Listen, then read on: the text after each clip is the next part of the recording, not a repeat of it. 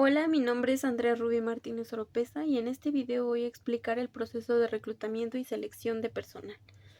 Para iniciar explicaré lo que se considera como reclutamiento. Según Chavenato, el reclutamiento es un conjunto de técnicas y procedimientos para atraer candidatos potencialmente capacitados y capaces de ocupar puestos dentro de una organización. El reclutamiento tiene por objetivo reunir a personas con el propósito de encontrar al mejor candidato para cubrir una vacante, y se requiere de un proceso de reclutamiento cuando en una empresa se abre una vacante, ya sea por la creación de un nuevo puesto o existe una baja o promoción de un empleado, o cuando se tiene que cubrir una vacante por un tiempo determinado. Existen tres tipos de reclutamiento: el interno, el externo y el mixto. En el interno se presenta determinada vacante y la empresa intenta llenarla mediante la reubicación de sus empleados, los cuales pueden ser ascendidos o trasladados. Entre estas ventajas encontramos las siguientes: es más económico para la empresa, es más rápido, presenta mayor índice de validez y seguridad, puesto que ya se conoce a los empleados. Es una poderosa fuente de motivación para los empleados, ya que estos pueden ascender.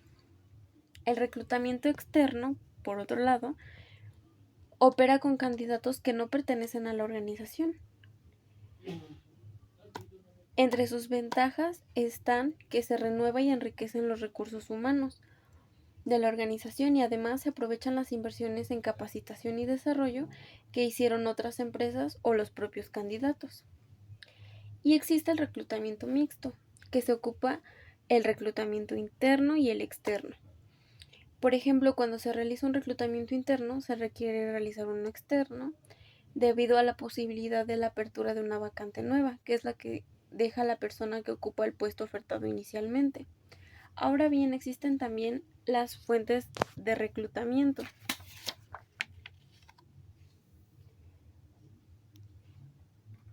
que es de donde se obtendrán a los candidatos. Existen las fuentes internas, que son fuentes en las cuales no se recurre a personas o lugares fuera de la empresa, y pueden ser sindicatos, archivos o carteras de personal o recomendados. Y las fuentes externas, que aportan personas ajenas a la empresa, y pueden ser escuelas, asociaciones profesionales, ferias de empleo, etc. También existen los medios de reclutamiento, que según Grados Espinosa son medios de difusión que el encargado de reclutamiento utiliza para dar a conocer una vacante, y pueden clasificarse en medios impresos, como son el periódico, las revistas, volantes, cartulinas, etc. Medios de radiodifusión, que es la radio y la televisión, o medios en línea, como las bolsas de trabajo o las redes sociales. Ahora hablaremos sobre la selección de personal. Grados menciona que la selección de personal se caracteriza por ser un método secuencial en donde se evalúan las experiencias laborales, la trayectoria académica y los aspectos psicológicos de cada uno de los candidatos. Este proceso consta de varias etapas que inician con la apertura de una nueva vacante, lo que comentábamos anteriormente, donde se debe de hacer una requisición de personal. Luego está el proceso de reclutamiento, la solicitud, una entrevista inicial, y así se pasa el primer filtro, se hacen pruebas técnicas, psicológicas y socioeconómicas, y si se continúa con este filtro, se pasa a la entrevista de selección y luego al examen médico, y en base a todos estos criterios se toma una decisión final. Entre las herramientas del proceso de selección tenemos la entrevista, que es el método más utilizado en la selección de personal y se refiere a un sistema de comunicación entre dos personas que interactúan. Es un método muy utilizado y el factor que más influye en la decisión final sobre si se acepta o no a un candidato.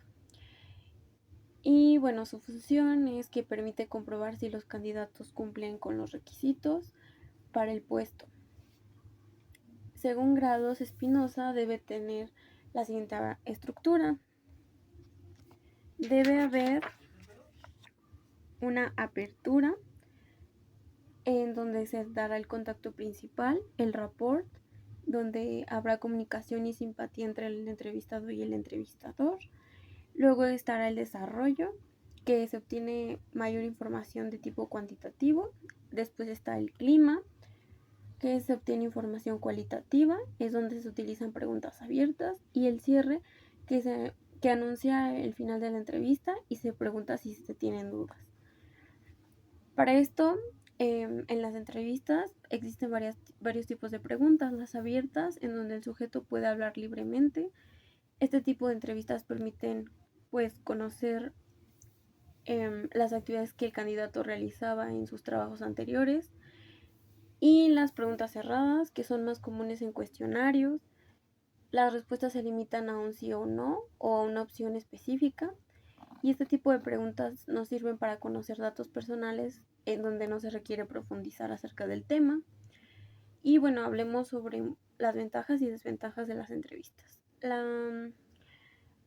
Entre las ventajas encontramos que permite al psicólogo verificar el grado de fluidez verbal del candidato y su nivel de capacidad de comunicación interpersonal. Además, permite determinar el manejo conceptual y cognitivo del sujeto.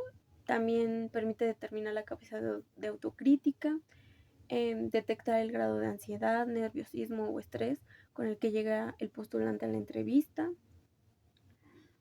Y permite detectar todos estos elementos para posteriormente aplicar una batería de test, que de esta forma se evita invertir de manera innecesaria en ese proceso si el candidato ya no cumple con los requisitos mínimos.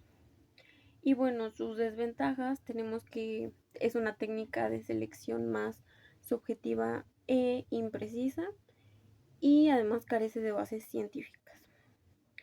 Otra herramienta del proceso de selección son las pruebas psicológicas que se aplican a las personas para apreciar su desarrollo mental, las aptitudes, habilidades y conocimientos, y sirven para conocer mejor a las personas con la intención de tomar una decisión de admisión, orientación profesional, diagnóstico de personalidad, etc.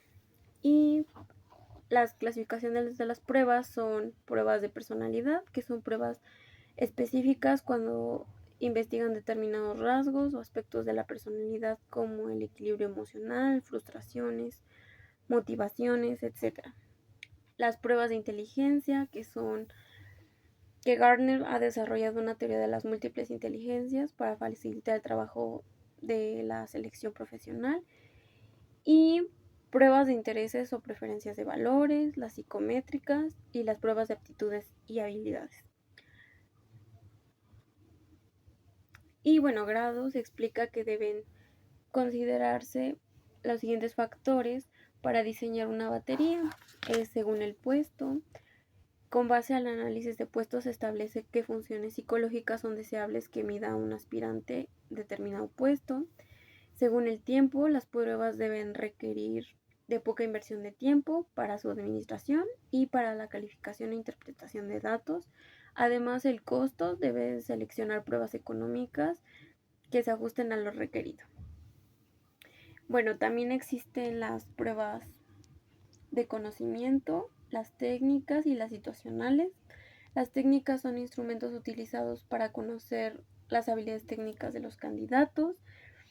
Estas evalúan las competencias del candidato en cuanto a habilidades técnicas que requiere el puesto y se aplican cuando se quiere saber el grado de habilidad para ejecutar ciertas tareas. Por ejemplo, el montaje o armado de un aparato, o el manejo de un camión, o la reparación de un equipo de cómputo. Luego están las pruebas de conocimiento, que son instrumentos para evaluar con objetividad los conocimientos y habilidades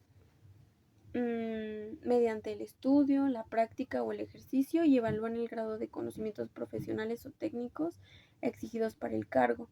Se pueden hacer uso de cuestionarios que permitan evaluar el grado de conocimiento sobre un área específica, y algunos ejemplos son las pruebas escritas mediante preguntas y respuestas y las de realización que se realizan mediante ejecución de un trabajo o una tarea. Y por último, las pruebas situacionales, que son donde el candidato se enfrenta de manera real o simulada a situaciones parecidos a aquellas que deberá resolver en el puesto de trabajo. Algunos ejemplos son las muestras de trabajo y la simulación basada en video. Este tipo de pruebas son muy costosas en elaboración y aplicación y utilizan mucho tiempo para ser aplicadas.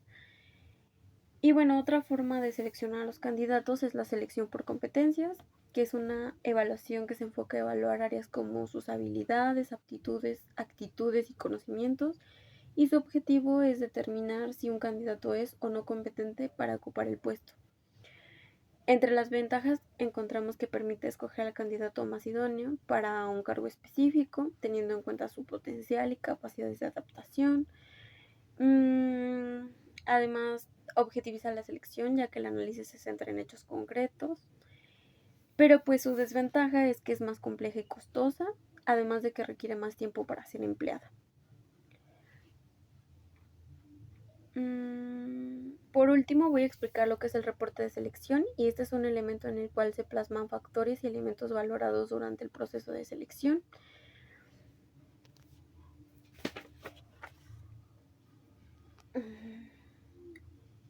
Es un resumen en el cual se anotan las observaciones, valoraciones y conclusiones obtenidas de cada candidatura. Su objetivo es integrar los datos que se obtuvieron a través de todo el proceso de selección, y se analiza todas las características del aspirante comparándolas con el perfil del puesto. Es importante tomar en cuenta que el contenido de este reporte, así como su estructura, va a cambiar en función al proceso de selección que realicemos y al puesto que evaluemos.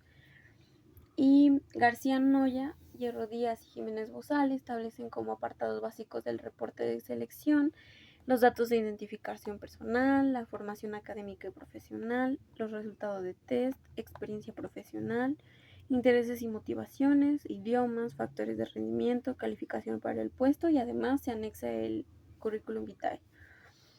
Y esto ha sido todo. Gracias.